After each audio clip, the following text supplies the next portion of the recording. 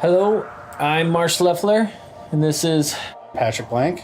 we are from Runic Games, and today we're going to show you Hob, our newest game. Yeah, this is some recent demos we have that we've been showing at the shows. We have two areas we were showing. One is Forest and one's our Electric Dungeon. But today we're just going to run through Forest and show you what's new in the game and talk a little bit about what the game's about. So let's jump in. I like those little guys. They're neat. I like those little guys too, in the distance there. You know, one of the big things about Hob that's really different than Torchlight 1 and Torchlight 2 is that, you know, it's not random like Torchlight 1 and Torchlight 2, but it's really custom. It's all very personal, and we have a big story we're trying to tell you, and the world is doing that story as you play along. It's hard to explain, but there's no dialogue in the game. No dialogue, no text, a lot of reading things in the environment and kind of understanding what's going on and what you need to do as the player. So we're out here, and this is kind of a lush area, a sunny, lush area. This is kind of how our overworld areas are, and then we have discrete areas that you go into that definitely have a different theme and a look and lighting to them, which is pretty cool. But we're starting out here, we're just showing a lot of the life in the game, right? There's a lot of creatures you can interact with, and these guys are pretty cute. And a little bit of foreshadowing here. Yeah. Yeah, one of the things that we definitely wanted to try to do with Hob was make a world that you wanted to explore. And in doing that, you know, you really do have to pay attention. You could follow the road, but it's more fun to get off the road. Right. So here's another thing. We have a lot of interaction in the world, the things that the player needs to do themselves to kind of progress forward, and this is one of them. We've just got a little blocking gate that the player needs to open so they can move forward. And we're kind of presented with a new area here. This is more wildlife going on. You see the little creature there jumping up. It's kind of a hint of where you should go. Because we don't have quest or dialogue, we don't do arrows pointing where you need to go. We try not to be intrusive with that. We do subtle things like what you just saw there with the creature will go in a particular direction just to give you a hint, hey, this is something you can jump on or you should investigate. What are these guys, Marsh? These are sketchies. No, just kidding. No, they are just creatures in the environment. They are just giant hooved animals that you can find throughout the world. You'll find more different ones, of course, but Lots of cool creatures. yep. This area, you know, it has a lot of ruins, a lot of things that kind of indicate what's going on in the world, the age of the world. A lot of this looks overgrown. Here we've hit another gate that we can't get past, and we can see a switch up there, which probably opens this gate. And so this is kind of a lot of what the world of Hob is, seeing something you need to interact with and figuring it out, figuring out the connections, and then figuring out how to get to those things. You know, Hob is, you know, it's something we've been working on for a while, and how we came up with Hob was really about what we loved in games and all the different types of games that we'd been playing throughout the years, and things that we loved and things we didn't love. And, you know, some of the things that we really wanted to capture from a few different games was, you know, like Shadow of the Colossus and Ico, where you're very alone and you're in a world that you don't understand, and the world is very different, but yet some way kind of familiar, and you don't know what that world is, and playing the game is really kind of teaches you about it. And that's why we have no dialogue. We don't have any NPCs. We don't have any real directions. You basically are just going to go out and explore this world. Yeah, it's nice because it's definitely an experience where you as the player are moving at your own pace. You know, we don't have our hands on your back pushing you through. There's not a lot of scripted elements that you need to rush through or happening around you. It is an open world. It is, the more you play, the more you open up and you see how the world connects to itself. And there's a lot to look around and discover. There's a lot of things to find, and trying to see things in the environment that make you question if that's something you can get to or if that's something you can jump to and you can make is a big part of it. Like, this area might not look like it's something when you first pass by, but if you try jumping around to these things and you discover that you can get over here, well, then we'd like to reward you with something once you do. This particular area, you kind of saw at the beginning, right? This was where one of those little creatures flew over the gap and led your eye over here. And if you remember that and you remember to look for it, and then when you find it, you find one of these. And what are these guys? These are just automatons that you will find throughout the world. This guy is broken. He's just kind of hanging out.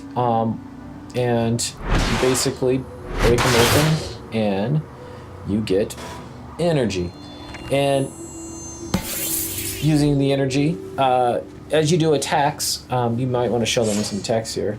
You have your sword, but you also have that big club arm there, which I will tell you don't start with.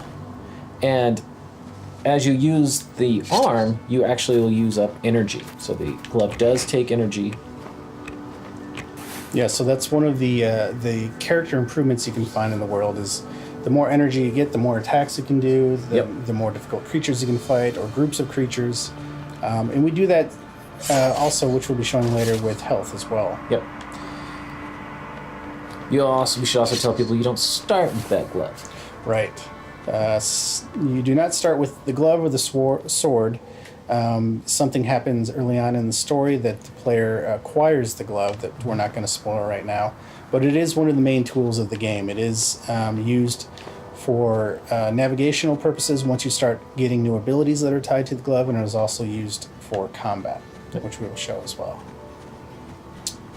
So here we are, more creatures going on here, more things to explore. We're just kind of walking around looking at things, and we just have a lot of little moments in the game like this where you might notice something cool and interesting that you might not be able to get to at that particular time, but later on you might be able to get to, or get inside and see what's in there.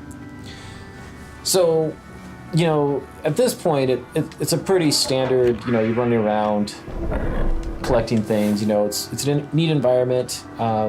People at home can't really feel, but it's pretty fun to just, the controls are pretty solid.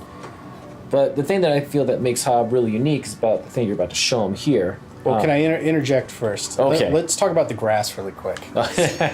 We've got to talk about the grass and this.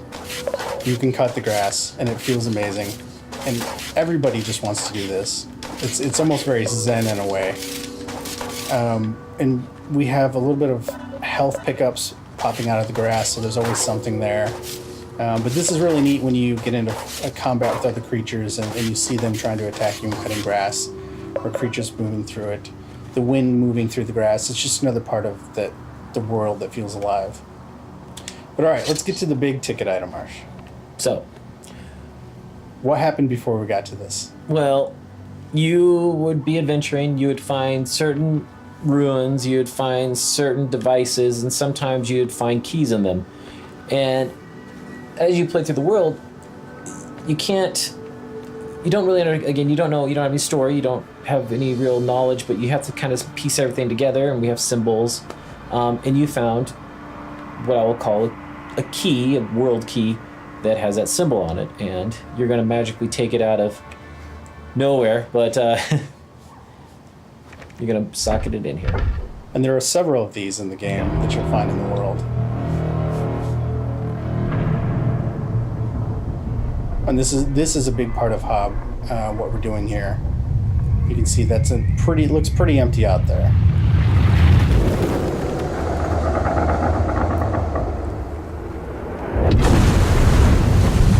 So what just happened? You raised part of the world. And not only do you raise part of the world, but as you go along in it, you can actually start shifting and moving certain sections of the world. Right. And Hob is really about getting into this world and trying to fix it. And as you start, you're going to die. But it's dangerous too, and you have to not only worry about the monsters, but you also have to figure out how this world actually works, and Right. that's what Hob is really about. And this is how we have different areas. Obviously, this is our forest area. It's a little darker. A little darker. The vibe is different. We've got this guy up here, which is a nuisance. We call him our bug thrower. He kind of hangs out in this area and collects these bugs and then throws them as grenades. But forest, yeah, this is part of the story too. You figure out what just happened and why. Why did I just die? Because I wasn't paying attention. But why are these areas not up? The world is in a very broken state. Why do you come out of that? Yeah. So, that's cool. That's cool. Raising an entire zone and then immediately being able to walk on it is really neat, and that's a big part of the game. And we do that with a lot of different areas of the game, and not just entire areas, but sections of the area that you need to raise or rotate to make connections. You are essentially rebuilding the world in Hob, but why the world was broken is part of what you need to figure out while you play. Let's see if I can get this guy to blow up. Oh. I tried to get away at the last second.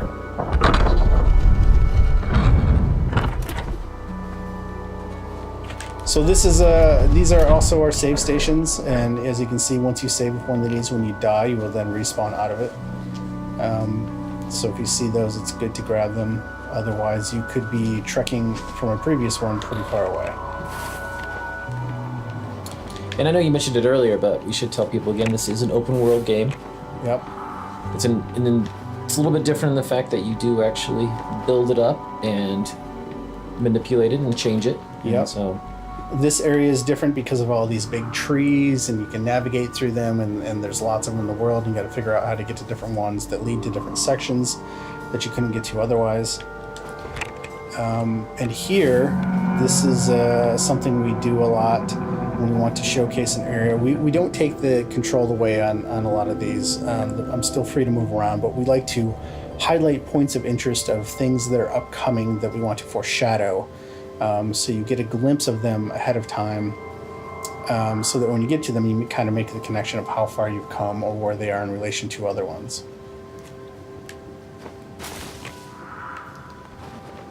I'm going to open this. This is a little bit of a shortcut so that if I do die again, which I'll try not to, and I respawn, I don't have to jump through the trees to get back around here. I can just walk across this now.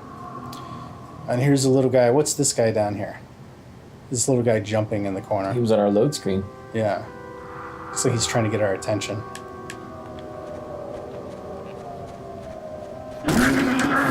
Oh. Or lead us to our death. So the glove actually does transform, you can see, and he just punched that shield and smashed it. So that guy would have been tricky if I hadn't used my punch glove to break his shield. You can always find ways to defeat the enemies, but if you find a different way to use your glove abilities to take advantage of, you can make the fight a lot easier. We should also say that not all monsters actually are always about just using your glove or sword. That's true. A lot of them are environmental, and you have to figure out how Some to of them do you that. can't kill, right? They're just, you have to get past them. This looks like kind of a canal of some sort. Yep, dried riverbed here. Yeah. We saw this area when we first came into the forest. So, do you want to talk about what this is, Marsh? It's a flower, Patrick. Actually, this is how our player gets health. Everything in the game we wanted to be really physical, and so there's no just chests that you find. There's everything is you piece it together, you build it, you find things that you can then absorb. But yeah, it's a cohesive world about, which is one of the big things we were actually trying to do. Yeah. The health gem was kind of an oyster in the pearl thing. It's something that's naturally tied into the world that benefits the player. We've got another one of these guys here. I'll pull up my shield.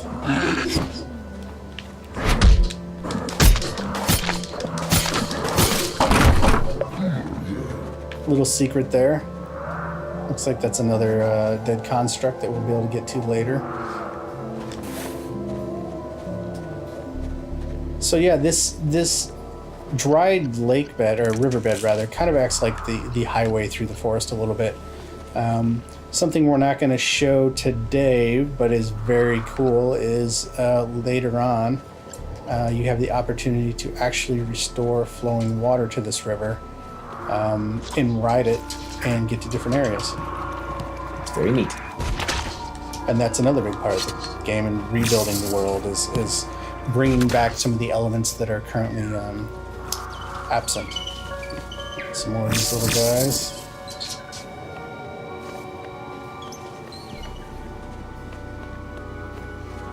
There's another one up there. Another plant up there.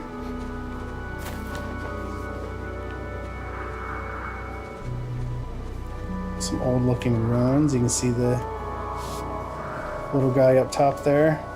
The player is looking up at him. Some more little guys. They peek up every once in a while when you see them, and it's just kind of hinting at something, again, something to come, and they do play a bigger part in the game. Yes, they do. But you don't know them very well yet, and they don't know you.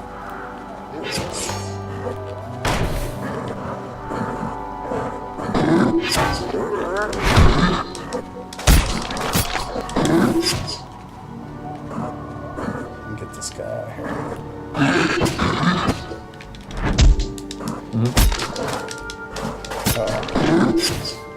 We do also have lock-on in the game, which is really handy. There we go. See what's over here. So this is an area that's inaccessible. You can see more forest back there, but I obviously can't get back there from this way, and this is an example of later on I will be able to get there once I find the solution. So we have our punch glove we've shown. We just used it on these wood spearmen a few times to break the shield and get advantage of. But it also does play into the environment. If you can find certain things to punch, they will have a reaction to it. Like we can see this thing up here is glowing, but I can't get to it yet. So obviously we need to find a way to get to that and reach it. So looking around the area, we see a wall that looks a little bit different, looks a little more fragile, and we can punch it. So this is another thing just to look out for in the areas. There's other things that your gloves can interact with that might not be the main path, but offer you side things to discover if you happen to notice them. And we see another one at the top there of our camera. That is for a glove ability we don't have yet in this demo, but we will get later. Yep. And once you do, you can come back to the forest and use that to get to a new area. We did show it in the last demo that we gave last year. So I'm kind of backtracking these ruins to get to the initial one I saw.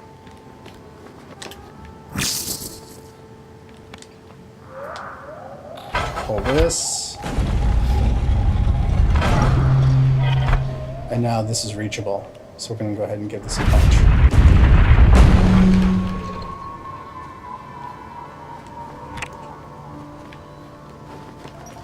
I like this one because when you actually do this puzzle, you think it was all about getting this health.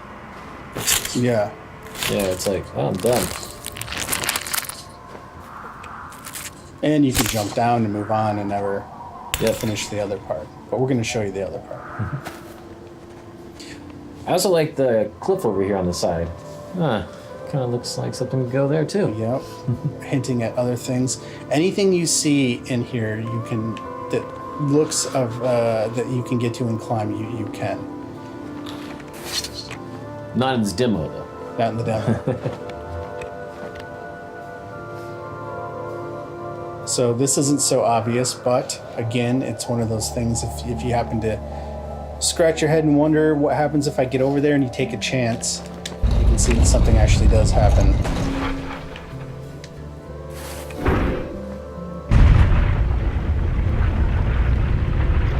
You can see some things that were hidden before are now revealed, and some things that were revealed, like the gears over to the left, are now hidden.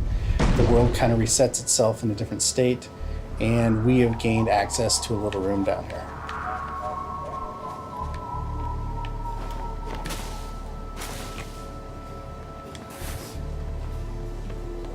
We've got some more of these guys checking us out, which is pretty cool.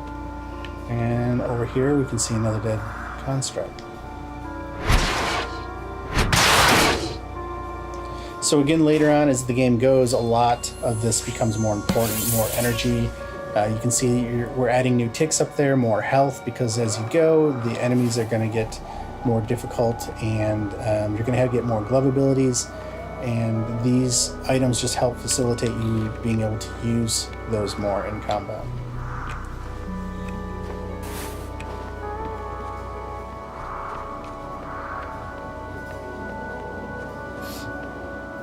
Got a lot of these guys. These are our brambles in the world. If you happen to fall in those, bad things happen. Or if you get near them, obviously, you get a smack. Oh, something else is hitting us here.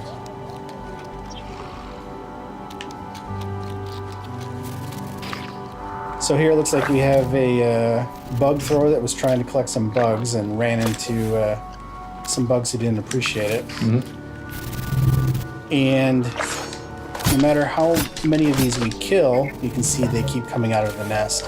So this is an example of where you need to not necessarily destroy the things that are immediately in front of you, but try to figure out how to get past the source of it. So in this case, we can see there's some ruins here. We're going to try to navigate up and see if we can get to the nest.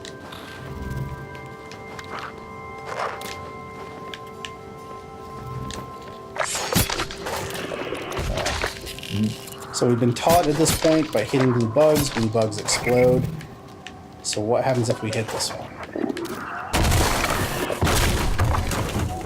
There we go. So if we finish these guys off, we've stopped the source of them spawning, and we've also revealed a path by destroying the nest that we can now move forward with.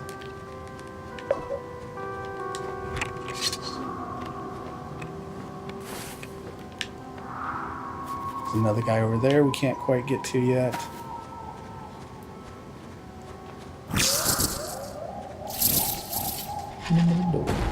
And then this is it. This is pretty much the end of our forest section. For this purpose, the forest is huge. There's a lot we didn't show. And there's a whole back half that you don't get to until later. So a lot of the areas we like to switch it up depending on when you get different abilities, you come back to them. So it's not once you're through them the first time, you're done with it. But they do all open up and connect to different areas the more you play, and the world just becomes one big puzzle in itself. And yeah, so that's pretty much it for what we're showing today. Yeah. And I think at a later date we'll try to show the electric dungeon, and as things come online we'll be showing new things about Hob. But that's it. Thanks for watching today, and we'll see you guys next time. Thank you, guys.